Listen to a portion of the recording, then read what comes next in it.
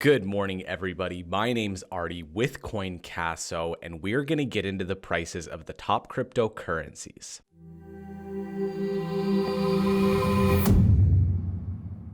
Not much movement in the last 24 hours in the cryptocurrency world. Let's jump right into Bitcoin. Now, Bitcoin is at $6,382.62, down 1.2% from yesterday. Ethereum actually up 0.8% at $133.08. Dash also down 1.1% at $64.60. And Litecoin with absolutely zero movement, 0% change at $38.83. Over the last 24 hours, Bitcoin didn't have much movement, but it did see a huge drop from $6,400 to $6,200 within a span of 45 minutes at about 2 a.m. Join us later today for the news to find out why this happened and see if there are any correlations in the price of cryptocurrencies with what's going on in the global markets. I hope you guys enjoyed this video. Don't forget to like the Facebook page, subscribe to the YouTube channel, and we will see you later today for the news.